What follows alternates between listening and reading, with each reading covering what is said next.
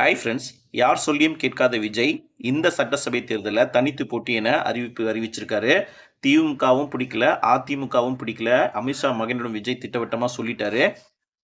எனக்கு திமுகவும் பிடிக்கவில்லை, அதிமுகவும் பிடிக்கவில்லை. அதிமுக இருக்கும் கூட்டணிக்கு என்னை அழைக்காதீங்க என மத்திய அமைச்சர் அமித்ஷா மகன் ஜெய்ஷாவிடம் தாவிக தலைவர் விஜய் சொன்னதாக தகவல் வெளியாயிருக்குங்க. அதிகாரம் பண பலத்துடன் மட்டுமின்றி பலமான கூட்டணியுடன் தேர்தலை திமுக சந்திக்கிறதுங்க. இருமுனை போட்டி இருந்தால் மட்டும்தான் திமுகவை வீழ்த்துவது சுலபம் என தேசிய ஜனநாயக கூட்டணியில் தாவிகாவை சேர்க்க அமித்ஷா முயற்சித்திருக்கார். ஆரம்பத்தில் பிடி கொடுக்காமல் இருந்த விஜய் கரூர் உயிர் பலி சம்பவம், மனைவி சங்கீதா விவாகரத்து விவகாரம் ஆகியவற்றுக்கு பின் பாரதிய ஜனதா கூட்டணியில் இணைய முடிய செய்திருந்தார். இந்த முடிவு தாவிகாவின் எதிர்கால அரசியலுக்கு பாதிப்பை ஏற்படுத்தும் என அக்கட்சியை சேர்ந்த ஆதவ் அர்ஜுனா, ஜான் ஆரோக்கியசாமி ஆகியோர் எதிர்ப்பு தெரிவித்ததை அடுத்து தேசிய ஜனநாயக கூட்டணியில் விஜய் சேரலைங்க. சிபிஐ விசாரணைக்கு ஆஜராகுவதற்கு கடந்த சனிக்கிழமை இரவு டெல்லி சென்ற விஜய் அமித்ஷாவின் மகன் ஜெய்ஷாவின் நெருக்கமானவர்களை சந்தித்ததாக கூறப்படுகிறது.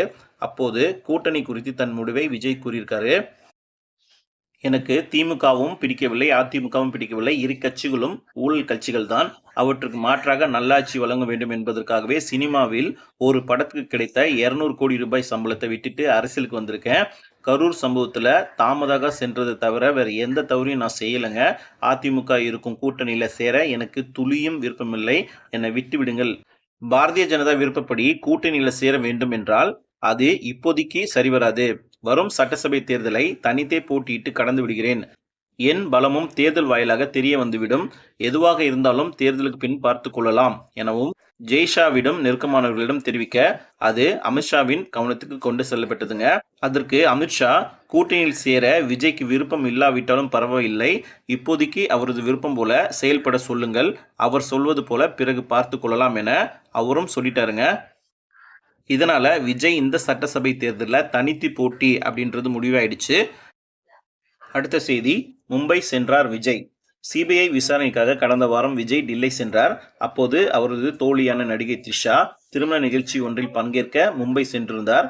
அங்கு பாரதிய ஜனதா முக்கிய தலைவர்களை சந்தித்தது த்ரிஷா பேச்சு நடத்தியதாக தகவல் வெளியாயிருந்ததுங்க.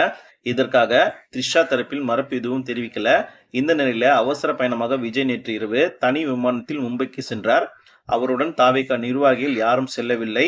விஜய் நடித்த மெர்சல், பிகில் ஆகிய படங்களை இயக்கிய அட்லியின் மனைவி 2வது முறையாக கர்ப்பமாக இருக்கிறார். அவரின் வளைகாப்பு நிகழ்ச்சியில் கலந்து கொள்ள விஜய் மும்பை சென்றுள்ளதாகவும் மும்பை தொழிலதிபர்கள் சிலரை சந்தித்து பேசவுள்ளதாகவும் தாவேகா வட்டாரங்கள் கூறியிருக்குது. அடுத்த செய்தி, தாவேகா வேட்பாளர் தேர்வுகளில் 50 பேரிடம் விஜய் நேர்காணல் செஞ்சிருக்காரு. தாவேகாவில் விருப்ப மனு அளித்த 50 பேரிடம் அக்கட்சி தலைவர் விஜய் நேற்று நேர்காணல் நடத்தினாருங்க. சட்டசபை தேர்தலில் தாவேகா சார்பில் போட்டியிட விருப்ப மனு அளித்தவர்களில் 60 பேரிடம் முதல் கட்டமாக கடந்த 10ஆம் தேதி விஜய் நேர்காணல் நடத்தினார்.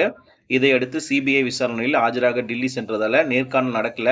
இந்த நிலையில் ஈரோடு, தென்காசி, கோவை உள்ளிட்ட மாவட்டங்களிலிருந்து 50 பேரிடம் நேற்று விஜய் நேர்காணல் நடத்தினார். அப்போது தொகுதியில் உள்ள சாதக பாதங்கள் குறித்து விஜய் கேட்டறிந்தார். மேலும் தேர்தல் பணிகளை உடனே மேற்கொள்ளுங்கள், எந்தவித சந்தேகம் இருந்தாலும் தலைமை கழகத்தில் தொடர்பு கொண்டு பேசுங்கள், நிச்சயம் நாம் தான் ஆட்சி அமைக்க போகிறோம் என விஜய் தெம்பூட்டியிருக்கிறாரு. இதற்கிடையே புதுச்சேரியில் போட்டியிடும் தாவேகா வேட்பாளர்களுக்கான நேர்காணலை கட்சியின் பொதுச் செயலாளர் ஆனந்த் கடந்த 16ஆம் தேதி நடத்தி 30 பேரை தேர்வு செய்துள்ளார்.